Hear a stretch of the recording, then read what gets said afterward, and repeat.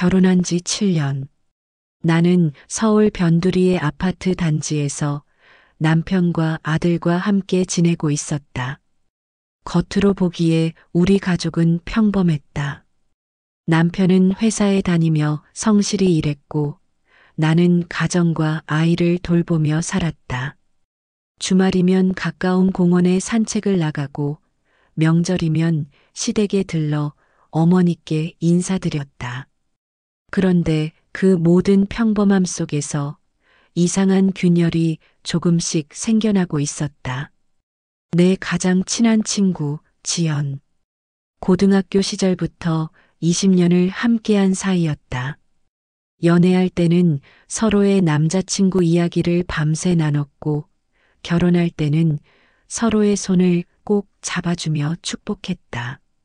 내 아들이 태어났을 때는 제일 먼저 달려와서 아기를 안아주며 눈물을 흘려주던 사람이었다. 하지만 요즘 그녀가 변하고 있었다. 어느 날 저녁 나는 아들을 재우고 설거지를 마치고 있었다.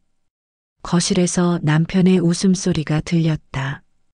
그는 전화기를 붙잡고 즐겁게 대화를 나누고 있었다. 아, 그래. 그럼 그날은 꼭 보자. 오랜만이네. 응, 응. 알았어. 나는 대수롭지 않게 넘겼다. 회사 동료나 거래처 사람이겠지. 하지만 통화가 끝나자마자 남편의 휴대폰 화면에 떠오른 이름을 나는 우연히 보게 되었다. 그 이름은 지연이었다. 가슴이 철렁 내려앉았다. 왜 남편이 내 가장 친한 친구와 밤늦게 통화를 하고 있을까? 물론 셋이 함께 만난 적도 많았다. 가족끼리 여행을 간 적도 있었고 술자리에서 다 함께 웃으며 얘기한 적도 있다. 하지만 단둘이 그것도 이렇게 늦은 시간에 연락할 일은 없었다. 그날 이후 나는 자꾸만 예민해졌다. 남편이 늦는 날이면 혹시 지연과 함께 있는 건 아닐까? 지연이 약속을 미루며 바쁘다고 할 때 정말 일이 바빠서일까? 작은 의심은 눈덩이처럼 불어났다. 밤마다 잠들지 못하고 혼자 거실에 앉아 휴대폰 화면을 들여다보았다. 지연의 SNS를 훑어보며 내가 알지 못하는 흔적들을 찾았다. 사진 속의 와인잔, 호텔 라운지, 고급스러운 음식들. 지연은 언제부터 이렇게 세련된 생활을 즐기기 시작한 걸까? 그녀는 늘 나보다 검소했고 절약하며 사는 사람이었다. 그런데 최근 들어 그녀의 모습은 마치 다른 사람이 된 듯했다. 며칠 전 우리는 셋이 함께 모였다. 남편, 지연, 그리고 나. 가벼운 술자리를 가지며 웃고 떠드는 시간이었다. 그런데 그때 지연이 남편에게 건넨 말이 자꾸 귓속에 맴돌았다. 요즘 더 멋있어졌어요. 회사 일도 잘 풀린다면서요? 아, 뭐 그냥 그렇지. 남편은 쑥스럽다는 듯 웃었고 나는 그 웃음을 따라 웃었다. 그런데 지연의 눈빛은 이상했다. 평범한 칭찬 같았지만 묘하게 부드럽고 친밀했다. 내 눈에만 그렇게 보인 걸까? 그날 집에 돌아온 뒤 나는 한참 동안 잠들지 못했다. 그들의 웃음소리가, 그 눈빛이 자꾸만 떠올랐다. 그 후부터 나는 더 예민해졌다. 남편의 행동 하나, 말투 하나가 신경 쓰였다. 어느 날 저녁 남편이 씻으러 들어간 사이 나는 무심코 그의 재킷 주머니를 뒤졌다. 거기서 발견한 건 작은 영수증 한 장. 호텔바. 위치도 집 근처가 아니었다. 회사와도 관련 없는 도심 한복판의 고급 호텔이었다. 나는 순간 손이 덜덜 떨렸다. 이걸 물어봐야 하나, 모른 척해야 하나. 만약 내가 괜한 오해를 하고 있는 거라면? 하지만 직감이 속삭였다. 이건 단순한 우연이 아니다. 며칠 뒤 남편은 늦게까지 회식이 있다고 했다. 그런데 그의 목소리는 어딘가 불안정했다. 오늘은 늦을 것 같아. 그냥 자. 나는 억지로 웃으며 알겠다고 대답했지만 마음속에선 불길한 기운이 소용돌이쳤다. 그리고 그날 밤 나는 결국 택시를 타고 도심으로 향했다. 휴대폰 위치 추적 앱에 찍힌 남편의 위치는 바로 그 호텔 근처였다. 가슴이 요동쳤다. 혹시 내가 이 순간 남편과 지연이 함께 있는 현장을 마주하게 되는 건 아닐까? 호텔 로비 앞에서 나는 한참 동안 서성였다. 심장이 터질 것처럼 두근거렸지만 결국 안으로 들어가지는 못했다. 내가 본 건 단지 어딘가 들뜬 표정으로 호텔을 나서는 남편뿐이었다. 그의 곁에는 아무도 없었다. 하지만 그 순간 더 확신이 들었다. 분명히 무언가가 있다. 며칠 후 지연이 내게 전화를 걸어왔다. 우리 이번 주말에 쇼핑 갈래? 같이 오랜만에 시간 좀 보내자. 나는 당황스러웠다. 그녀의 목소리는 언제나처럼 밝았지만 내 귀에는 위선적으로만 들렸다. 나는 어색하게 웃으며 알겠다고 했지만 속으로는 수많은 질문이 소용돌이쳤다. 정말 아무 일도 없었던 걸까? 아니면 내가 모르는 사이에 모든 게 진행되고 있는 걸까? 주말, 우리는 함께 백화점에 갔다. 지연은 화려한 옷을 몇 벌이나 집어들었다. 예전에 그녀는 세일 코너를 기웃거리며 10,000원, 20,000원짜리 옷을 고르던 사람이었다. 그런데 오늘의 그녀는 마치 재벌가 며느리처럼 값비싼 옷들을 아무렇지 않게 계산했다. 나는 용기를 내어 물었다. 지연아, 요즘 무슨 좋은 일 있어? 왜 이렇게 달라졌어? 지연은 순간 눈빛이 흔들렸지만 곧 미소를 지었다. 아니야, 그냥 조금 운이 좋았어. 투자한 게 잘 돼서. 투자? 지연이 그런 걸 할 줄 알았던가? 나는 속으로 갸웃거렸지만 더 묻지는 않았다. 그녀의 웃음 속에 무언가 감춰져 있다는 걸 직감했기 때문이다. 그날 밤 나는 결국 남편에게 물었다. 당신 지연이랑 무슨 일 있어? 남편은 당황한 표정으로 나를 바라보더니 이내 피식 웃었다. 무슨 소리야? 괜한 상상하지 마. 지연이는 내 친구잖아. 나한테는 그냥 내 친구일 뿐이야. 그의 말은 담담했지만 눈빛은 흔들리고 있었다. 나는 그 눈빛을 놓치지 않았다. 분명히 뭔가 숨기고 있다. 그날 이후 나는 밤마다 잠을 이루지 못했다. 아들과 놀아주면서도 마음은 딴 데 가 있었고 밥을 해도 손이 떨렸다. 머릿속에는 남편과 지연이 함께 웃는 모습이 자꾸만 그려졌다. 내 인생의 일부였던 두 사람이 나를 속이고 있는 걸까? 어느 날 나는 지연과의 카톡 대화를 보다가 작은 단서를 발견했다. 그날 너무 즐거웠어. 다음에도 꼭 그렇게 하자. 메시지의 말투는 평범했지만 대화 상대가 누구였는지 알 수 없었다. 하지만 프로필 사진이 바뀌어 있었다. 어느 고급 호텔의 라운지 사진이었다. 나는 숨이 막혔다. 남편이 다녀간 그 호텔과 똑같은 곳이었다. 이제는 확신이 들었다.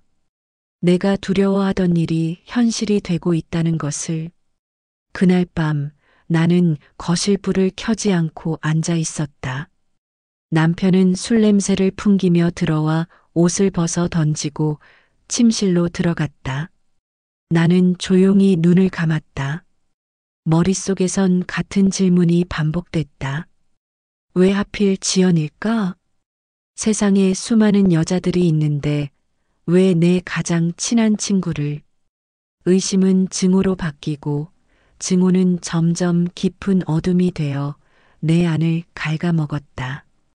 그날 저녁 우리는 셋이 다시 마주 앉아 있었다. 아무 일도 없는 듯 웃으며 건배를 했지만 나는 이미 안다. 그 웃음 뒤에 감춰진 균열을. 지연은 평소와 달랐다. 짧은 원피스에 검은 스타킹, 매혹적인 향수. 내 앞에 앉아 있는 건 내가 아는 고등학교 동창이 아니라 한 남자를 유혹하는 여자였다. 술잔이 몇 차례 오가자 그녀는 무심한 듯 남편 쪽으로 몸을 기울였다. 머리카락이 흘러내리며 남편의 어깨에 살짝 닿았다. 그녀는 모른 척 웃었지만 나는 그 짧은 순간이 결코 우연이 아님을 알았다. 요즘 회사 일 많이 힘들죠? 얼굴이 좀 피곤해 보여요. 아, 뭐 조금 바쁘긴 한데 괜찮아. 평범한 대화 같았다.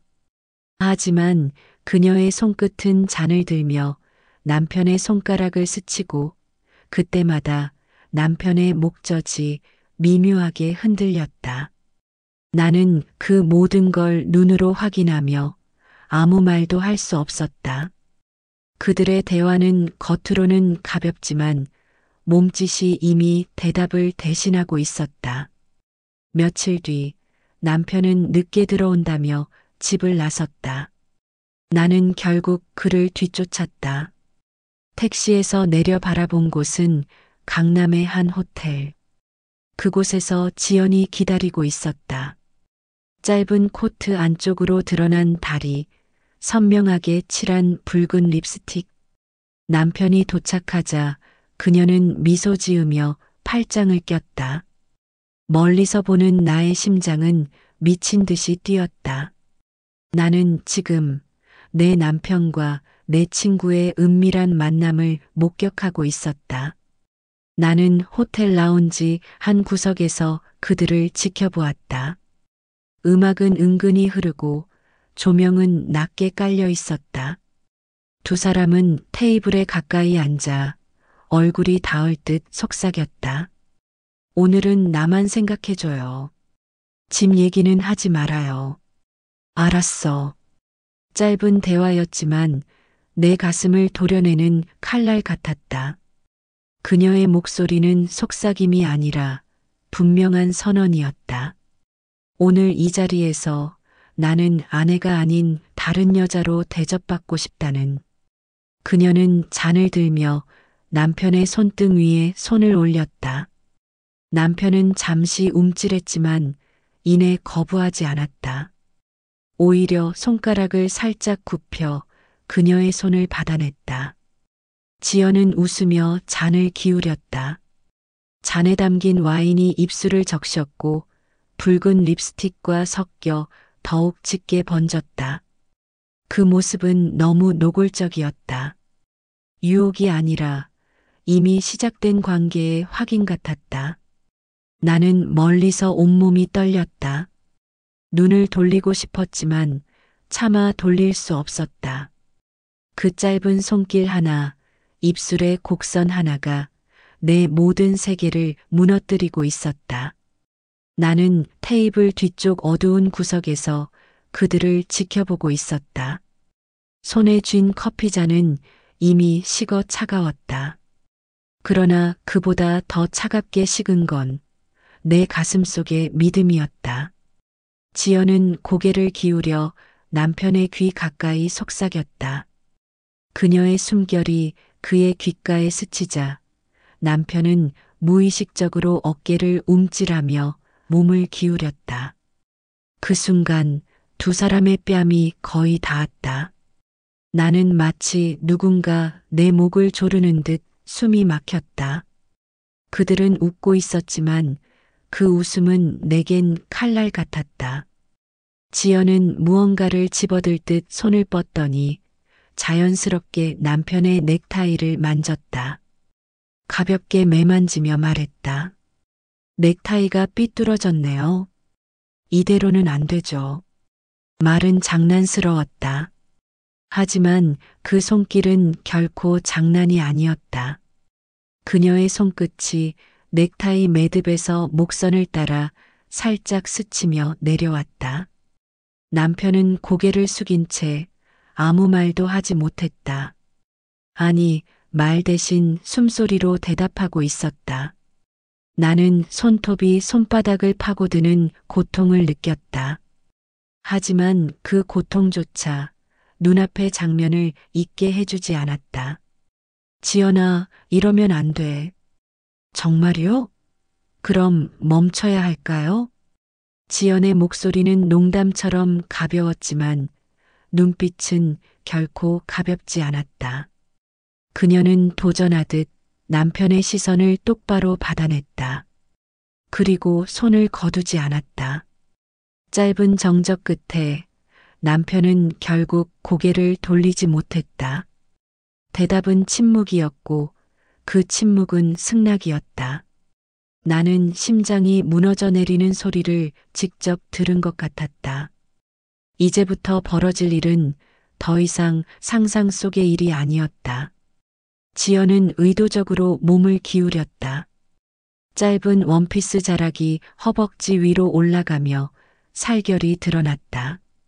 남편은 본능처럼 시선을 피했지만 피하는 그 순간조차 이미 본 것이었다. 그녀는 웃으며 와인잔을 들었고 붉은 액체가 입술에 닿았다. 입술을 떼자 와인이 턱 끝으로 흘러내렸다. 지연은 휴지를 짚지 않고 손가락으로 그 자국을 닦아냈다. 그 장면을 남편은 멍하니 바라봤다. 나는 숨조차 쉬기 힘들었다. 그건 명백히 유혹의 신호였다.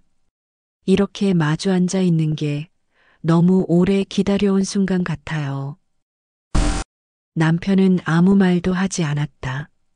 하지만 그의 눈빛은 흔들렸고 그의 손은 무릎 위에서 떨리고 있었다. 나는 두 손으로 얼굴을 감싸쥐었다. 이제 더 이상 스스로를 속일 수 없었다. 그들 사이의 거리는 이미 없었다. 내 남편과 내 친구는 지금 이 자리에서 부정할 수 없는 무언가를 나누고 있었다. 두 사람은 자리를 털고 일어났다. 나는 황급히 몸을 숙였고 그들 곁을 스쳐 지나가는 척했다. 가까이에서 맡은 지연의 향수는 더 진했다. 남편의 손등 위엔 그녀의 손길이 아직도 남아있는 듯 보였다. 그들은 자연스럽게 엘리베이터 쪽으로 향했다. 지연이 먼저 버튼을 누르고 남편은 그 옆에 서 있었다. 그 사이 거리는 불과 몇 센티. 하지만 그 짧은 거리 속에 담긴 공기는 위험하고 은밀했다. 나는 망설이다가 결국 다음 엘리베이터를 탔다. 그들이 몇 층에서 내릴지 알 수 없었다. 하지만 직감적으로 알았다. 그곳은 객실일 거라는 걸. 엘리베이터 문이 닫히는 순간 지연의 손이 남편의 팔에 닿았다. 그 짧은 장면이 눈에 각인되었다. 아무 말도 하지 않아도 그들 사이엔 이미 합의가 있었다. 나는 로비 한쪽에 멍하니 앉아 있었다. 심장은 터질 듯 뛰었고 손은 얼음처럼 차가웠다. 혹시 업무 이야기일지도 모른다. 혹시 우연일지도 모른다. 나는 끝까지 스스로를 속이고 싶었다. 하지만 그럴 수 없었다. 그들의 눈빛, 몸짓, 숨결 모든 것이 증거였다. 나는 지금 남편의 배신을 목격하고 있었다. 엘리베이터 문이 열리자 그들이 함께 내리는 모습이 보였다. 나는 숨을 죽이고 멀리서 뒤따랐다. 그들은 나란히 걸었고 지연은 남편의 팔에 자연스레 몸을 기대었다. 복도 끝 객실 앞에 멈춰선 지연이 키카드를 꺼냈다. 그녀는 고개를 살짝 돌려 남편을 올려다봤다. 짧은 미소 속에 모든 말이 담겨 있었다. 들어올 거죠? 남편은 대답하지 않았다. 대신 그녀가 문을 열자 망설임 없이 따라 들어갔다. 나는 복도 모퉁이에 숨어 그 장면을 보았다. 문이 닫히기 직전 지연이 남편의 넥타이를 잡아 끌듯 안으로 당겼다. 그리고 문이 닫히는 순간 남편의 손이 그녀의 허리에 닿았다. 딱 하는 소리와 함께 문이 닫혔다. 복도는 다시 적막해졌다. 나는 그 자리에 서서 숨도 쉬지 못했다. 눈앞에서 벌어진 일이 믿기지 않았다. 아니, 믿고 싶지 않았다. 하지만 이미 늦었다. 남편과 내 친구는 지금 저 문 너머에서 되돌릴 수 없는 선을 넘고 있었다. 나는 벽에 기댄 채 천천히 주저앉았다. 눈물이 흘렀지만 손으로 닦을 힘조차 없었다. 심장이 찢어지고 폐가 무너져 내리는 듯했다. 그러나 그보다 더 끔찍한 건 내가 아직도 귀 기울이고 있었다는 사실이었다. 문틈 너머로 들려올 작은 신음소리 하나라도 잡아내려는 듯 나는 알고 있었다. 오늘 이 밤 이후 내 인생은 다시는 예전으로 돌아가지 못할 것임을. 나는 아직 그 자리에 있었다. 닫힌 문 하나를 사이에 두고 안에서는 웃음이 터졌다. 낯익은 목소리, 너무도 익숙해서 더 잔인한 목소리. 지연, 그리고 내 남편. 내 심장은 몸 밖으로 튀어나올 듯 요동쳤다. 피가 쏟아져 나가는 듯 머릿속이 하얘졌다. 나는 문에 손을 얹었다. 차갑고 단단했다. 그러나 그 안에서 일어나는 일은 뜨겁고 물렁한, 지독히도 생생한 현실이었다. 낮은 호흡 소리가 들려왔다. 누군가가 웃음을 억누르듯 헐떡였고 옷자락이 거칠게 스치는 소리도 이어졌다. 그 소리는 내 뼛속까지 파고들었다. 이러면 정말 큰일 나요. 그만할까? 그만하고 싶어요? 그 짧은 대화. 그러나 그 속에 모든 답이 들어 있었다. 멈추려는 의지는 없었다. 나는 무릎이 풀려 그 자리에 주저앉았다. 손바닥이 차가운 바닥에 닿았지만 아무 감각이 없었다. 온몸이 흔들렸고 눈물이 흐르는데도 울음소리는 나오지 않았다. 그저 입술이 벌벌 떨릴 뿐이었다. 내가 지금 뭘 하고 있는 걸까? 아내가 아니라 몰래 엿듣는 불쌍한 그림자가 되어 있었다. 방 안 조명이 낮게 깔린 객실. 와인잔은 테이블 위에서 흔들렸고 커튼은 닫혀 있었다. 지연은 벽에 등을 기댄 채 서 있었다. 남편은 그녀 앞에 가까이 다가서 있었다. 그들의 눈빛은 이미 오래된 연인 같았다. 침묵 속에서도 서로가 서로를 원하고 있었다.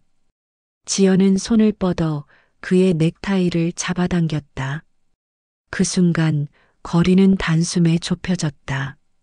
지연아, 조용히 해요. 오늘은 아무도 몰라야 하니까. 그녀의 손끝이 그의 목선 위를 스쳤다. 남편의 숨이 흔들리며 그 짧은 접촉에 몸이 반응했다. 지연은 천천히 그의 셔츠 단추 하나를 만졌다. 풀지는 않았지만 손끝으로 눌러가며 그 아래로 시선을 떨궜다. 그 침묵 속의 손길만으로도 방 안의 공기는 이미 달아올랐다. 나는 귀를 틀어막았다. 그러나 아무 소용 없었다. 귀를 막아도 그 안의 소리가 내 머릿속에 울려 퍼졌다. 오히려 더 크게, 더 선명하게. 나는 알았다. 그들이 지금 무슨 표정을 짓고 있는지, 그들이 지금 어떤 몸짓으로 서로를 탐하고 있는지, 눈으로 보지 않아도 알 수 있었다. 그건 아내의 직감, 배신의 직감이었다. 나는 눈을 감았다. 그리고 상상했다. 지연이 남편의 어깨에 몸을 기댄 채 웃음을 삼키며 속삭이는 장면. 남편의 손이 그녀의 허리선을 따라 내려가고 그녀의 호흡이 흔들리는 장면. 내 상상은 잔인했고 그 잔인함은 진실과 다르지 않았다. 아니, 진실보다 더 고통스러웠다. 시간이 얼마나 흘렀을까? 나는 여전히 그 자리에 있었다. 복도는 적막했고 문 너머의 소리는 점점 더 낮아지고 길어졌다. 나는 더 이상 눈물을 흘릴 힘조차 없었다. 심장은 이미 무너졌고 내 안의 세계는 산산이 조각났다. 그러나 하나만은 분명했다. 내 남편과 내 친구는 이 순간 완전히 하나가 되고 있었다. 그리고 나는 그 장면을 눈앞에서 지켜본 가장 불행한 증인이었다. 복도 끝에 홀로 서 있는 내가 이렇게까지 무력해 보인 적이 있었을까? 문은 닫혔고 그 얇은 장벽 하나가 내 세상 전체를 갈라놓았다. 손끝은 얼음장처럼 식어 있었고 다리는 자꾸만 휘청거렸다. 심장이 미친 듯이 뛰어 귀 안쪽에서 북소리처럼 울렸다. 입술은 말라붙어 떨리고 있었지만 아무 말도 아무 소리도 나오지 않았다. 나는 그저 서 있었다.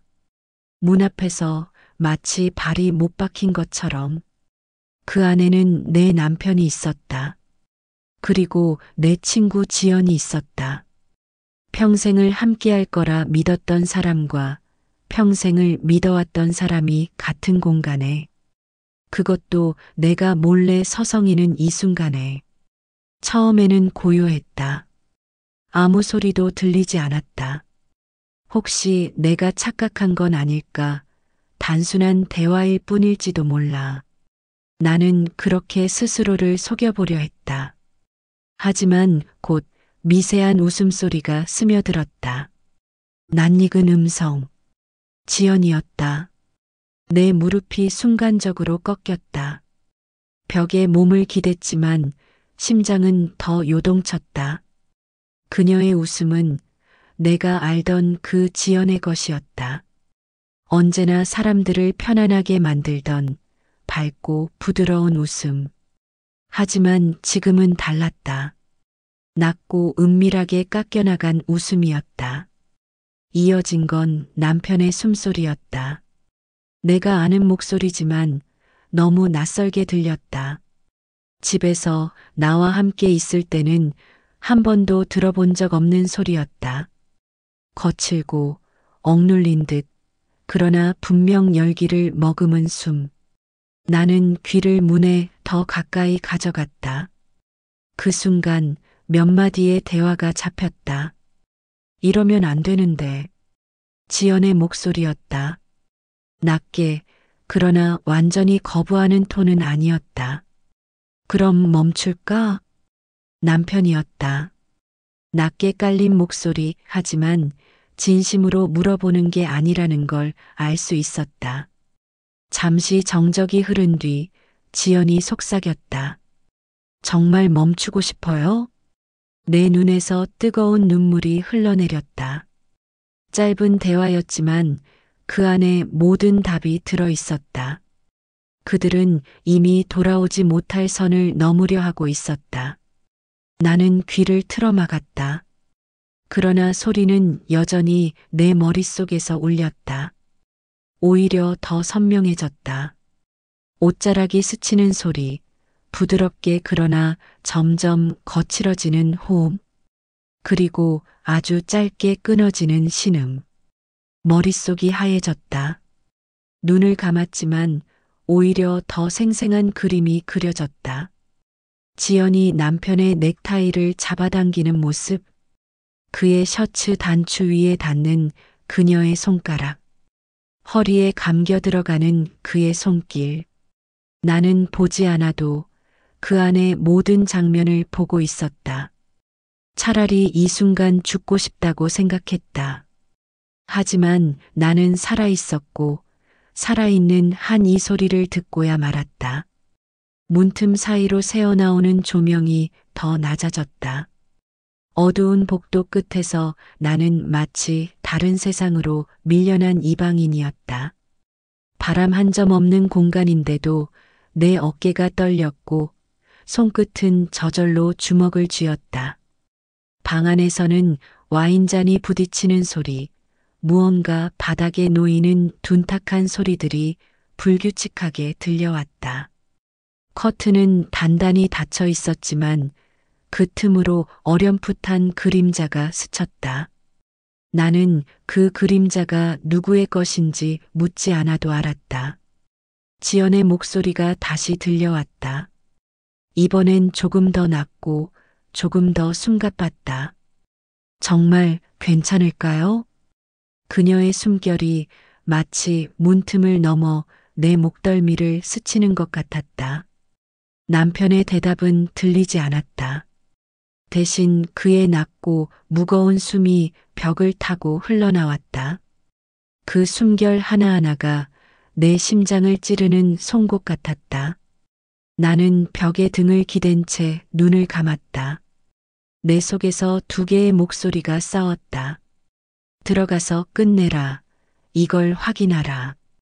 아니야, 들어가면 더 이상 돌아올 수 없어. 내가 주저하는 사이 방 안의 대화는 조금 더 노골적으로 변했다. 오늘은 우리만 생각해요. 지연의 말이 파편처럼 내 귀에 박혔다. 남편의 낮은 대답은 들리지 않았지만 그는 분명 고개를 끄덕였을 것이다. 그들의 숨결이 점점 가까워지고 있었다. 나는 상상했다. 지연이 남편 앞에 서서 그의 넥타이를 잡아당기는 모습, 그녀의 눈빛은 두려움이 아니라 결심으로 빛났을 것이다. 남편의 손은 아직 그녀의 어깨 위에 머물러 있을까? 아니면 이미 허리 아래로 내려갔을까? 그 상상만으로도 내 가슴은 무너져 내렸다. 눈물이 목선을 타고 내려가 옷깃을 적셨다. 그동안 지연과 함께한 기억들이 한꺼번에 떠올랐다. 중학교 시절 함께 웃던 사진들, 대학 시절 도서관에서 나눴던 비밀스러운 이야기들, 내 결혼식 날 가장 먼저 달려와 꽃다발을 건네던 그녀의 얼굴. 그때의 지연은 내 편이었다. 내 행복을 축복해주던 사람이었다. 하지만 지금 그 지연은 내 남편과 함께 있었다. 나를 속이고 내 삶을 송두리째 흔들고 있었다. 나는 문에 더 가까이 몸을 붙였다. 문틈 아래로 그림자가 다시 스쳤다. 이번엔 두 개의 그림자가 겹쳐졌다가 하나로 뭉개졌다. 옷자락이 스치는 소리, 억눌린 숨소리, 짧게 끊어지는 신음. 나는 몸이 굳어버렸다. 이건 더 이상 오해가 아니었다. 내 속에서 모든 것이 무너지고 있었다. 마치 유리잔이 바닥에 부서지듯 내 신뢰와 내 사랑이 산산조각 나고 있었다. 나는 귀를 막았다. 그러나 소용없었다. 오히려 더 선명하게 들려왔다. 머릿속이 온통 그 장면으로 채워졌다. 나는 그들의 손끝, 그들의 눈빛, 그들의 몸짓까지도 다 그려낼 수 있었다. 차라리 지금 죽고 싶다는 생각마저 스쳤다. 하지만 나는 살아있었고 살아있는 한 이 소리를 들어야 했다. 나는 세상에서 가장 잔인한 증인이었다.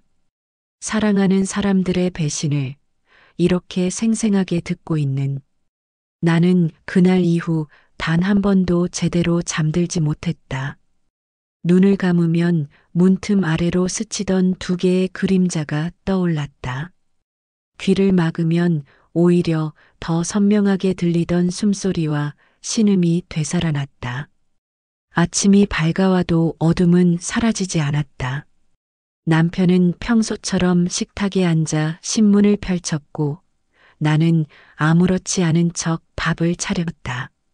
하지만 그가 숟가락을 드는 모습조차 낯설었다. 그 손이, 그 입술이 지난밤 누구와 함께 있었는지 알고 있었기 때문이다. 지연에게서도 연락이 왔다. 어제 잘 들어갔지? 곧 다시 보자. 짧은 문자였지만 나는 그 한 줄에서 수십 가지의 의미를 읽어냈다. 나는 답하지 않았다. 대신 휴대폰을 꺼버렸다.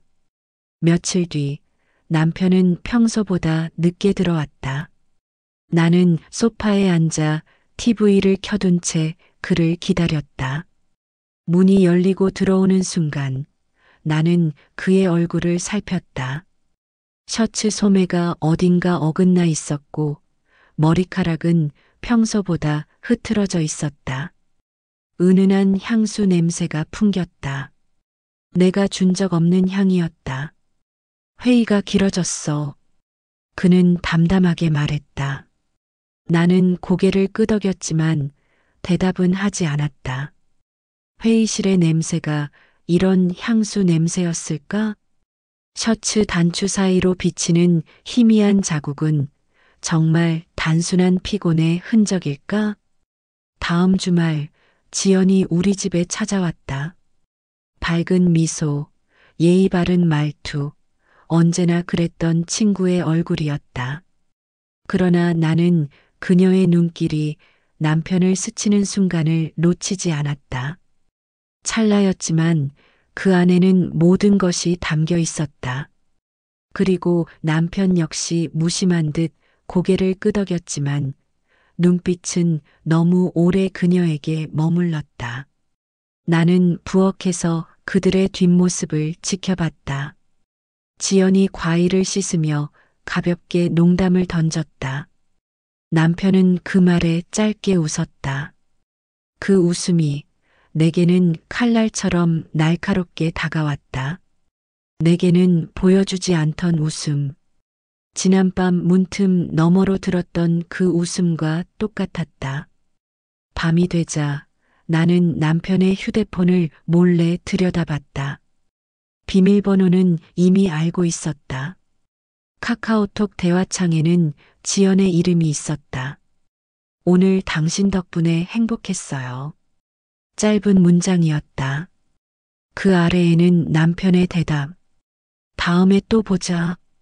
같은 시간, 같은 곳에서 나는 손이 떨려 휴대폰을 떨어뜨릴 뻔했다. 같은 곳. 그게 어디일지 묻지 않아도 알았다. 그리고 그 순간 내 안에서 다시 똑같은 싸움이 시작되었다. 확인해라, 직접 따라가라. 아니야, 차라리 모른 척하자. 들어가면 더 이상 되돌릴 수 없어. 그날 밤 남편은 평소보다 정성스레 옷차림을 챙겼다. 셔츠를 다려 입고 머리까지 고르게 빗었다. 나는 아무 말도 하지 않았다. 다만 묻지 않은 채 지켜보기만 했다. 오늘 회식이 늦을 거야. 먼저 자. 남편은 짧게 말하곤 서둘러 현관을 나섰다. 문이 닫히는 소리를 들은 뒤에도 나는 움직이지 않았다. 몇 분 후 슬리퍼를 벗고 운동화를 신었다. 내겐 더 이상 망설임이 없었다. 남편의 차가 골목을 빠져나가자 나는 곧바로 택시를 잡아탔다. 앞차만 따라가 주세요. 기사님은 잠시 나를 흘깃 보았지만 아무 말 없이 고개를 끄덕였다. 도심의 불빛 사이로 남편의 차가 움직였다. 신호에 멈추면 나도 멈추고 출발하면 나도 따라갔다. 짧은 추격전 같았지만 내 심장은 내내 터질 듯 뛰었다. 한참을 달려 도착한 곳은 낯선 건물 앞이었다. 간판은 어둡게 꺼져 있었지만 지하로 내려가는 입구만 은은한 불빛이 새어나오고 있었다. 남편은 차를 세우고 안으로 사라졌다. 몇 분 뒤 또 다른 차가 멈춰 섰다. 그 차에서 내린 건 지연이었다. 나는 입술을 깨물었다. 피 맛이 느껴질 만큼 세게 깨물었지만 아무렇지도 않았다. 그저 눈앞에서 벌어진 장면이 나를 완전히 마비시켰다. 지연은 짙은 색 외투를 걸치고 있었지만 그 안에 화려한 원피스가 살짝 비쳤다. 그녀의 발걸음은 망설임이 없었다. 마치 오래전부터 이곳을 드나들던 사람처럼 익숙하게 지하 입구로 내려갔다. 나는 택시에서 내렸다. 기사님이 괜찮으세요? 하고 물었지만 나는 대답하지 않았다. 내 발은 이미 스스로 움직이고 있었다. 계단 아래로 조심스레 내려가자 어둡고 좁은 복도가 이어졌다. 끝에는 반쯤 닫힌 문이 있었다. 그 안에서 희미한 음악과 웃음소리가 흘러나왔다. 나는 숨을 죽이고 가까이 다가갔다. 문틈 사이로 보이는 건 작은 와인바 같은 공간이었다. 낯선 사람들이 드문드문 앉아 있었지만 내 시선은 단 한 곳에만 꽂혔다. 한쪽 구석, 둥근 테이블, 거기 앉아 있는 두 사람. 남편과 지연이었다. 지연은 남편에게 몸을 기울인 채 그의 팔에 손을 올려놓고 있었다. 그녀의 얼굴에는 미소가 번져 있었다. 남편은 잔을 들고 있었지만 시선은 온전히 그녀에게만 머물러 있었다. 두 사람은 다른 세상에 속한 연인처럼 보였다. 그 순간 나는 내 자리가 이곳이 아니라는 걸 절실히 느꼈다. 나는 그들의 대화를 들을 수는 없었다. 그러나 눈빛이 말을 대신했다. 서로를 바라보는 그 눈빛 속에는 욕망과 확신이 가득 차 있었다. 잠시 뒤 지연이 잔을 내려놓았다. 그녀는 남편의 손등 위에 천천히 손을 포개었다. 남편은 움찔했지만 곧 그 손을 놓지 않았다. 오히려 손가락을 엇갈려 쥐었다. 그 장면을 본 순간 내 다리가 힘을 잃고 주저앉을 뻔했다. 나는 벽에 몸을 기대고 겨우 숨을 고르며 속으로 되뇌었다. 이건 우연이 아니다. 이건 선택이다. 그들은 지금 서로를 선택하고 있다. 시간은 느리게 흘렀다. 두 사람은 잔을 기울이며 웃었고 손끝이 닿을 때마다 눈빛은 더 짙어졌다. 마침내 지연이 그의 어깨에 고개를 기댔다. 남편은 자연스럽게 그녀의 허리를 감쌌다. 내 시야가 흔들렸다. 눈물이 차올라 모든 것이 뿌옇게 보였다. 나는 도망치고 싶었지만 눈을 뗄 수 없었다. 내가 보지 않으면 그들의 배신이 진짜가 된다는 두려움 때문이었다. 와인바의 공기는 점점 짙어졌다. 음악은 부드러웠지만 내 귀에는 차갑게 울렸다.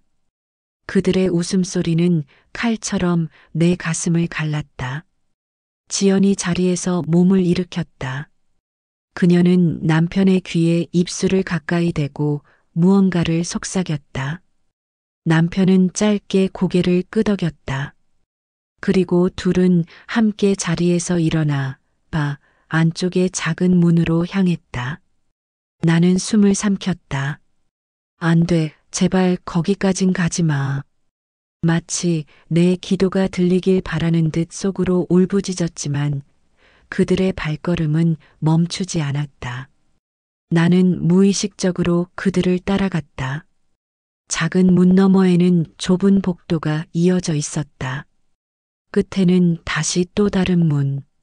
문이 열리고 그 안에서 은은한 불빛이 새어나왔다.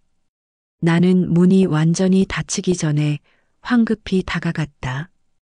그리고 그 좁은 틈으로 눈을 들이밀었다. 그곳은 작은 개인룸이었다. 커튼이 드리워져 있었고 조명이 희미하게 비쳤다. 테이블 위에는 남은 와인잔이 놓여 있었다. 남편은 의자에 앉아 있었고 지연은 그의 무릎 위에 앉았다. 그녀의 팔이 그의 목을 감싸고 있었다. 남편의 손은 그녀의 허리를 단단히 붙잡았다. 그리고 그들은 아무렇지 않게 마치 세상에 아무도 없는 듯 입을 맞췄다. 순간 내 눈앞이 하얗게 번졌다. 머릿속이 텅 비어 아무 소리도 들리지 않았다. 그러나 곧 귀를 찢는 듯한 심장이 뛰는 소리가 모든 것을 대신했다. 나는 손으로 문을 붙잡았다. 차갑고 거친 나무결이 손바닥에 스며들었다. 떨림을 멈출 수 없었다. 그들의 입술이 떨어졌을 때 나는 마지막 희망조차 사라졌음을 알았다. 내 남편이 지연을 그렇게 바라보고 있었다. 사랑하는 눈빛으로. 내가 오랫동안 기다리고 원했지만 더 이상 내게 주지 않던 눈빛으로. 나는 숨을 참고 있었지만 눈물이 흘러내려 멈추지 않았다. 가슴 깊은 곳에서 끓어오르는 분노와 절망이 뒤섞였다. 비명이 목구멍까지 치밀어 올랐지만 나는 터뜨릴 수 없었다. 이 장면을 망치고 싶지 않았다. 아니, 어쩌면 이 장면을 끝까지 새기고 싶었던 것일지도 모른다. 내 인생이 무너지는 순간을 두 눈으로 똑똑히 확인하고 싶었으니까. 그리고 그 순간 지연의 시선이 문 쪽을 스쳤다. 나는 얼어붙었다. 그녀가 나를 본 것일까? 아니면 단순한 착각일까? 하지만 그녀의 입술이 천천히 말하는 듯 보였다. 맞지? 내 심장은 그제야 완전히 무너져 내렸다. 나는 세상에서 가장 잔인한 증인이었다. 나는 오래 기다리지 않았다. 복수는 천천히 불태우는 것이 제맛이지만 첫 불씨는 반드시 강렬해야 한다. 그렇지 않으면 상대는 결코 불안에 빠지지 않는다. 그리고 나는 이미 완벽한 재료를 가지고 있었다. 남편의 습관, 지연의 허영심, 그리고 내가 친구로서 알고 있는 그녀의 치명적인 약점들. 첫걸음은 단순했다. 나는 남편의 양복 주머니에 작은 흔적을 심어두었다. 지연이 평소 즐겨 바르던 립스틱 색상, 그것과 똑같은 빛깔의 자국을 손수건 끝에 살짝 묻혔다. 그리고 그 손수건을 남편의 내 사이 깊숙이 넣어두었다. 며칠 뒤 빨래를 하던 나는 그것을 우연히 발견했다. 남편 앞에서 손수건을 꺼내 들며 무심한 척 고개를 갸웃거렸다. 이거 무슨 색이 묻은 거지? 회의하다가 이런 게 생길 리는 없을 텐데. 남편은 순간 표정이 굳었다. 그러나 곧 억지 미소를 지었다. 아, 아마 회식 자리에서 누가 실수로 흘린 건가 보지. 나는 그 답에 더 묻지 않았다. 그저 고개를 끄덕이며 손수건을 세탁기에 던져 넣었다. 그러나 남편의 눈에 맺힌 얇은 땀방울을 나는 놓치지 않았다. 그는 이제부터 스스로 의심에 휩싸이기 시작할 것이다. 그날 저녁 나는 지연에게 전화를 걸었다. 지연아, 이번에 남편이랑 같이 우리 집에서 저녁 먹자. 세 사람이 같이 오랜만에 밥 먹는 것도 좋잖아. 지연은 잠시 망설이다가 대답했다. 그래 뭐. 좋아. 목소리 속에 담긴 주저함을 나는 똑똑히 들었다. 그녀도 알고 있었다. 이 만남이 결코 편하지 않을 거라는 것을. 저녁 식탁에 세 사람이 마주 앉았다. 나는 일부러 밝게 웃으며 대화를 이끌었다. 지연아, 너 요즘 얼굴이 더 예뻐졌다. 좋은 일 있지? 지연은 순간 젓가락을 멈추더니 곧 억지 미소를 지었다. 에이, 무슨 소리야. 그냥 피부 관리 좀 했을 뿐이야. 나는 고개를 끄덕이며 남편을 향해 시선을 돌렸다. 당신도 그렇지? 요즘 뭔가 달라진 것 같아. 얼굴이 밝아졌어. 남편은 숟가락을 떨어뜨릴 뻔하다가 서둘러 미소를 지었다. 그런가? 아마 일이 잘 풀려서 그렇겠지. 나는 그들의 작은 흔들림, 눈빛의 교차, 목소리의 떨림을 즐기듯 바라보았다. 그들이 불안해하는 그 순간이 나에겐 가장 달콤한 복수의 시작이었다. 저녁은 끝까지 어색한 공기를 품은 채 흘러갔다. 지연은 평소보다 훨씬 조용했고 남편은 필요 이상으로 말을 많이 했다. 그 둘 사이에서 나는 웃으며 접시를 채우고 잔을 비웠지만 속으로는 모든 흐름을 계산하고 있었다.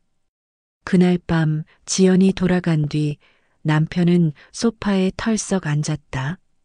괜히 내가 초대해서 어색했잖아. 그의 투덜거림에 나는 천천히 고개를 끄덕였다. 그래, 난 오히려 반가웠는데. 친구랑 남편이랑 같이 있는 게 뭐가 이상해. 내 목소리는 담담했지만 내 안에서 피어오르는 차가운 웃음은 그와 달랐다. 남편의 불안은 이미 시작되고 있었다. 그리고 나는 그 불안을 더 깊이 파고들어야 했다. 다음 날 나는 지연에게 전화를 걸었다. 어제 고마웠어. 근데 있잖아, 혹시 남편이 요즘 좀 이상하지 않아? 내 말에 지연은 놀란 듯 목소리가 떨렸다. 이상하다니? 무슨 뜻이야? 나는 잠시 침묵을 두고 작게 한숨을 내쉬었다. 아니, 그냥 요즘 늦는 날이 많아서. 내가 의심하는 건 아닌데 여자로서 감이라는 게 있잖아. 지연은 급히 대답했다. 설마 언니, 그런 생각하지 마. 오빠가 그럴 리가 없잖아. 나는 억지로 웃으며 말했다. 그렇지?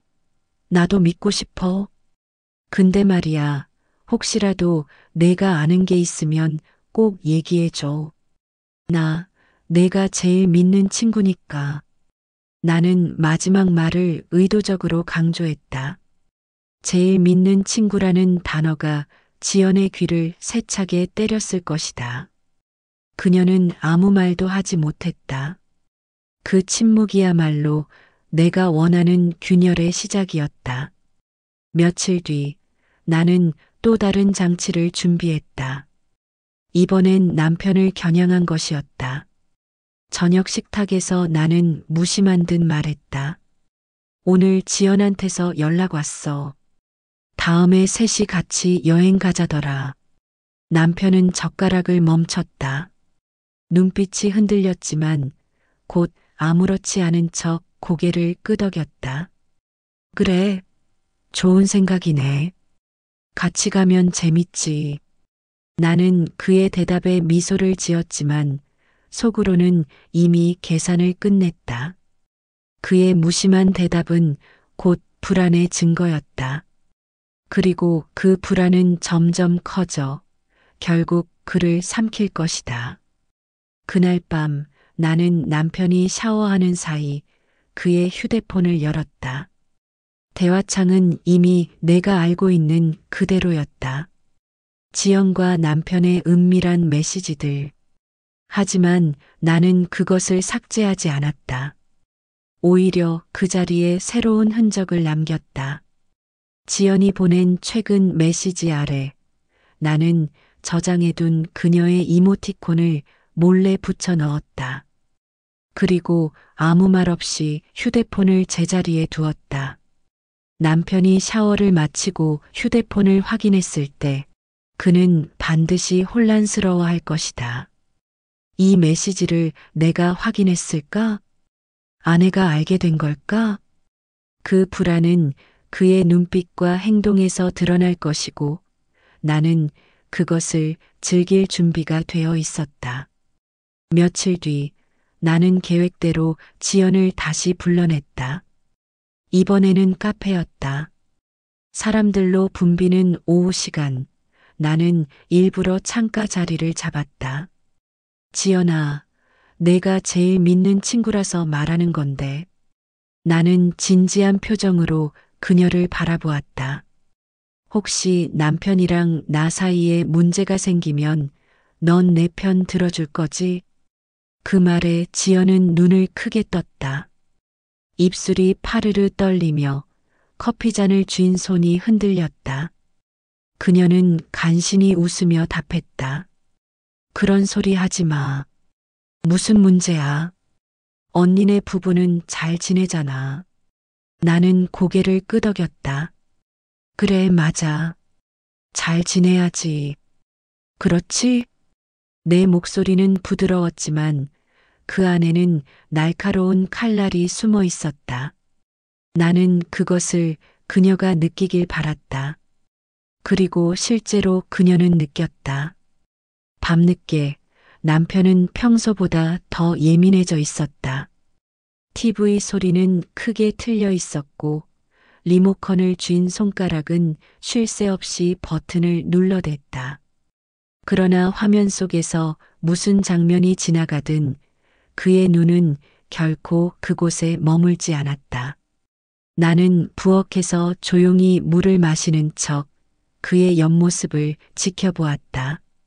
그는 계속해서 휴대폰을 만지작거렸지만 결국 아무런 메시지도 보내지 못한 채 다시 내려놓았다. 불안의 그림자가 그의 얼굴 전체를 덮고 있었다. 며칠 전 내가 남겨둔 지연의 이모티콘. 그 사소한 장치 하나가 이렇게까지 그의 균형을 흔들 줄은 나조차 예상하지 못했다. 그는 지금도 고민하고 있을 것이다. 혹시 아내가 봤을까? 아니면 내가 착각한 걸까? 그 갈등은 그를 서서히 무너뜨리고 있었다. 며칠 뒤 나는 우연을 가장해 지연과 남편이 만나는 자리에 직접 나타났다. 지연은 긴장한 듯 손을 꼭 모으고 있었고 남편은 땀에 젖은 얼굴로 시선을 피했다. 나는 아무렇지 않은 표정으로 말했다. 어머, 여기 있었네. 둘이 같이 있었어? 남편이 급히 대답했다. 아니, 그냥 우연히 마주쳤어. 지연도 서둘러 고개를 끄덕였다. 맞아, 언니. 진짜 우연이야. 나는 그들의 말이 진실이 아님을 알았다. 하지만 굳이 따지지 않았다. 대신 부드럽게 미소 지으며 말했다. 그래, 그렇다니 다행이네. 나 오해할 뻔했잖아. 그 순간 남편의 눈빛이 크게 흔들렸다. 지연은 차마 나를 똑바로 바라보지 못했다. 그날 밤 남편과 지연은 각각 다른 생각에 빠졌다. 남편은 침대에 누워서도 계속 곤두서 있었다. 아내가 오해할 뻔했다고 말한 순간이 머릿속에서 떠나질 않았다. 정말 그냥 우연이라고 믿은 걸까? 아니면 다 알고 있는 걸까? 그는 결국 휴대폰을 들고 지연에게 메시지를 보냈다. 오늘은 너무 위험했어. 앞으로 조심해야 해. 잠시 후 지연의 답장이 왔다. 나도 알아. 근데 언니가 눈치챈 것 같아. 우리 어떻게 하지?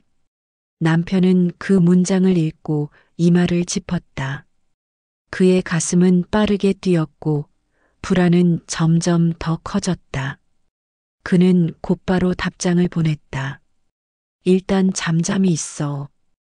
괜히 행동하면 더 의심받아. 그러나 바로 그때 지연은 또 다른 메시지를 떠올렸다. 며칠 전 아내가 했던 말. 혹시라도 내가 아는 게 있으면 꼭 얘기해줘. 내가 제일 믿는 친구니까. 그 말은 지연의 가슴에 깊은 상처처럼 남아 있었다.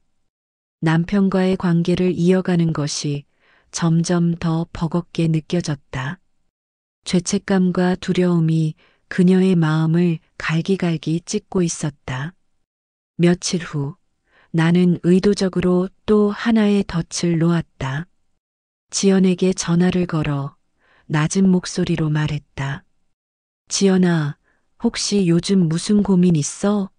얼굴이 안 좋아 보여서. 지연은 한참이나 대답하지 못하다가 결국 작은 목소리로 말했다. 언니나 사실. 그러나 그 순간 지연의 목소리는 떨리며 끊겼다. 그녀는 끝내 말을 잇지 못했다. 하지만 나는 충분히 알 수 있었다. 그녀의 마음속에 고백하고 싶은 충동이 이미 자라고 있다는 것을. 그리고 결정적인 사건은 그 주 주말에 일어났다.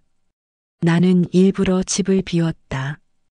남편과 지연이 단둘이 집에 있게끔 상황을 만들어 놓은 것이다. 그리고 몰래 설치해둔 녹음기가 모든 소리를 담았다. 처음엔 조심스러운 대화였다. 하지만 곧 남편의 불안이 터져나왔다. 지연아, 우리 이제 그만해야 하는 거 아닐까? 그의 목소리는 떨리고 있었다. 지연도 울먹이며 대답했다. 나도 알아. 근데 언니가 너무 잘해주니까 더 이상 못 버티겠어. 남편은 한숨을 내쉬며 그녀의 손을 잡았다. 미안해. 내가 다 책임질게. 그 순간 나는 헤드폰 너머로 차갑게 웃었다. 드디어 그들이 서로의 균열을 드러내고 있었다. 그리고 그 모든 것은 내 손바닥 위에서 벌어지는 연극이었다. 그녀의 시선이 흔들리고 목소리가 떨렸다. 밤의 정적이 깊어질수록 집안에 흐르는 긴장도도 높아졌다. 남편은 휴대폰을 꺼내 들었다가 내려놓기를 반복했고, 지연은 몇 번이나 통화를 시도하다가 결국 메시지만 남겼다. 그들이 모르는 사실이 있다면 나는 이미 모든 것을 손에 넣었다는 것이다.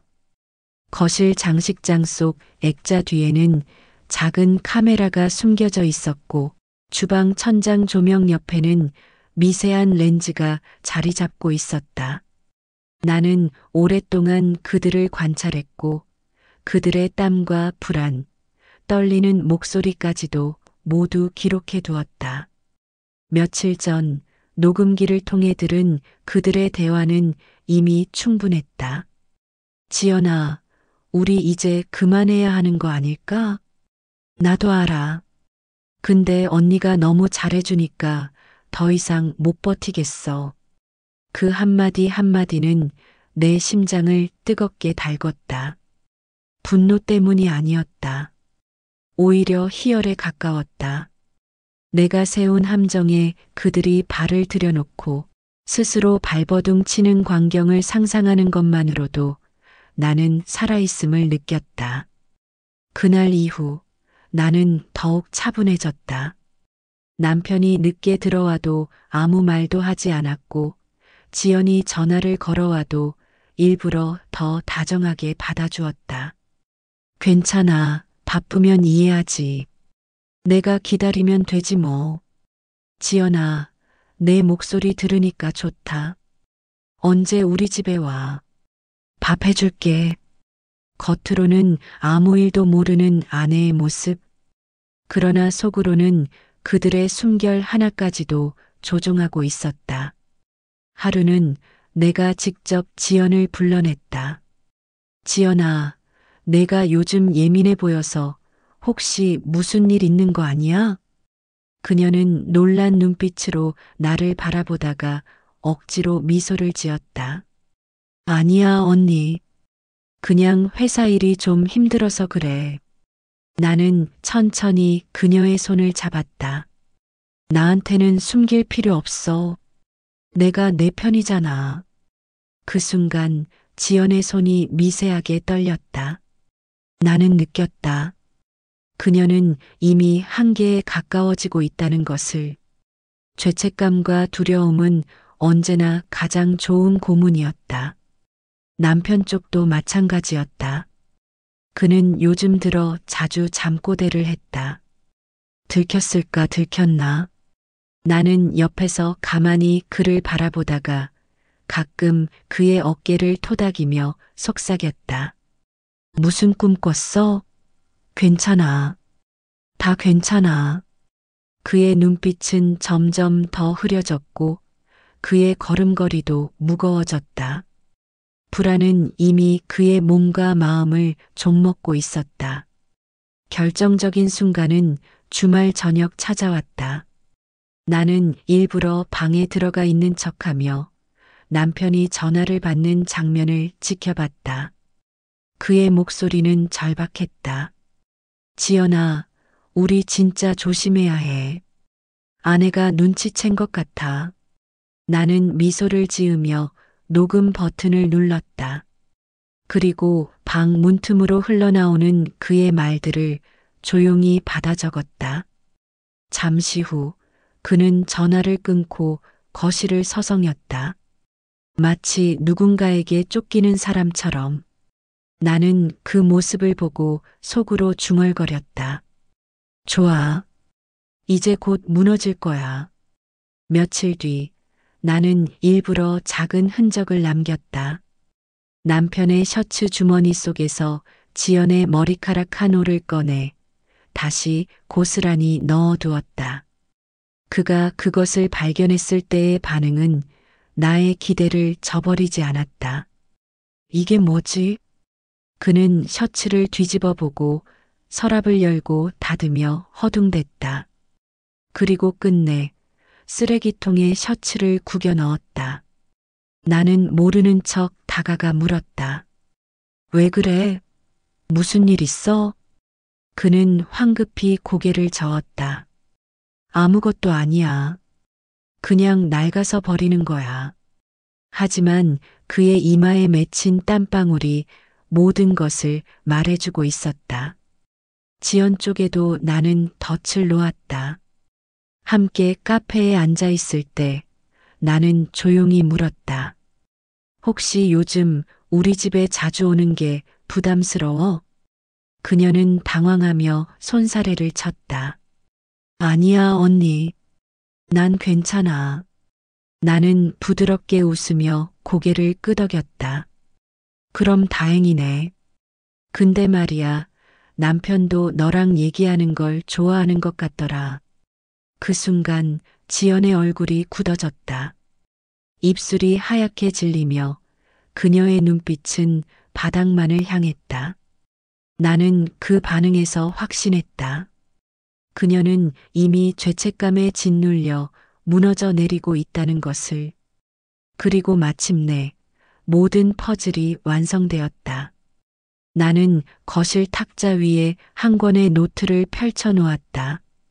그 안에는 날짜별로 기록된 대화 내용, 녹음 파일의 제목, 사진 캡처들이 깔끔하게 정리되어 있었다.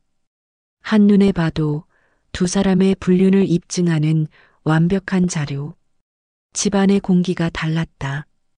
겉으로는 평온한 저녁 풍경 TV 소리, 식탁 위 남은 접시, 아들의 웃음소리이미 집을 떠난 뒤에 빈 의자일지라도 모두가 제자리에 있지만 나는 속으로 다른 계획을 돌리고 있었다.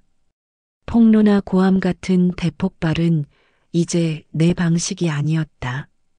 그들은 이미 한 번 무너졌다. 이제 남은 건 그들이 스스로 무너지는 모습을 지켜보는 것이었다. 거실 한가운데 내가 준비해둔 테이블 위에는 노트북이 켜져 있었다. 노트북 화면은 대형 TV와 연결되어 있었고 버튼 하나만 누르면 모든 기록이 공개되는 상태였다. 나는 잔잔한 미소를 지으며 두 사람을 불러냈다. 오늘 저녁 우리 셋이 같이 밥 먹자. 내 목소리는 평소와 다름없었다. 오히려 더 따뜻해 보였을지도 모른다. 남편은 불안한 눈빛을 숨기지 못했고 지연은 억지로 미소를 지으며 내 옆자리에 앉았다. 식사가 시작되고 얼마 지나지 않아 나는 리모컨을 눌렀다. 사실 오늘은 너희에게 보여줄 게 있어.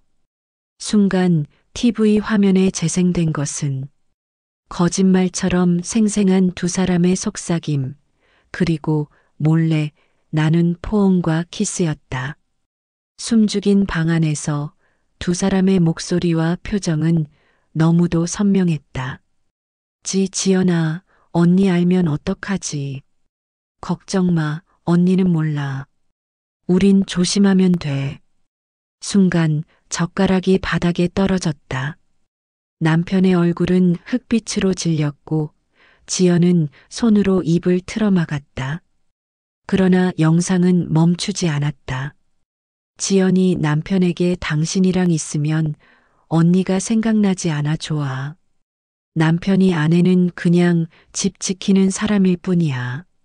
날카로운 문장들이 화면을 가득 메우자 방 안의 공기는 순식간에 얼어붙었다. 나는 차분히 말했다. 어때? 내가 내 등에 꽂은 칼, 이제 다 같이 봤으니 숨길 것도 없지? 지연은 눈물을 뚝뚝 흘리며 언니, 그게 아니야. 라고 소리쳤지만 나는 손을 들어 막았다. 아니야. 충분히 알아들었어. 말이 아니라 행동이 보여주더라. 그리고 준비해둔 마지막 장면을 틀었다. 회사 내부 메신저 캡처, 지연의 사적인 메시지, 그리고 남편이 회사 서류를 조작하는 장면까지 이미 다 확보해둔 자료였다. 그들은 이제 어디에서도 도망칠 수 없었다. 남편이 울먹이며 말했다. 제발 이건 회사에만 넘기지 마. 내 인생이 끝장이야. 나는 냉정하게 대답했다. 끝장난 건 내 인생이었어. 이제 내 차례일 뿐이야. 지연은 바닥에 무릎 꿇고 빌었다. 언니 미안해 잘못했어. 제발 한 번만. 나는 조용히 웃었다. 잘못은 누구나 해. 하지만 너처럼 가족을 파괴한 잘못은 평생 갚아야 하지 않겠니? 그 말과 동시에 나는 준비해둔 이메일 발송 버튼을 눌렀다. 증거 자료가 한꺼번에 회사 상사, 지인, 그리고 몇몇 기자에게 전송되었다.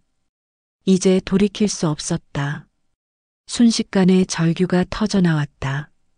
남편은 머리를 부여잡고 바닥에 주저앉았고 지연은 내 발목을 붙잡으며 울부짖었다. 하지만 나는 이미 등을 돌리고 있었다. 이제 그만. 너희는 너희가 선택한 대가를 치르면 돼. 며칠 후 뉴스 기사에 두 사람의 이름이 나란히 올랐다. 회사 임원 어씨, 횡령 의혹으로 사직. 회사원 B씨, 불륜 스캔들 파문으로 해임. 인터넷은 순식간에 뜨거워졌다. 댓글은 비난 일색이었고 그들의 얼굴은 익명의 손가락질 속에 찢겨나갔다. 나는 조용히 커피를 마시며 그 화면을 바라봤다. 달콤하지 않았다. 하지만 속이 뻥 뚫리는 듯한, 오래 참아온 숨을 내쉬는 듯한 해방감이 있었다. 마지막 장면은 단순했다. 나는 혼자 남은 식탁에 앉아 다시 따뜻한 밥을 차렸다.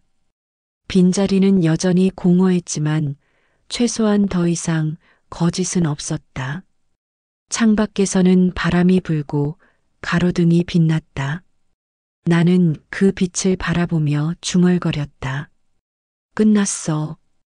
이제 진짜로 나만의 삶을 시작할 거야.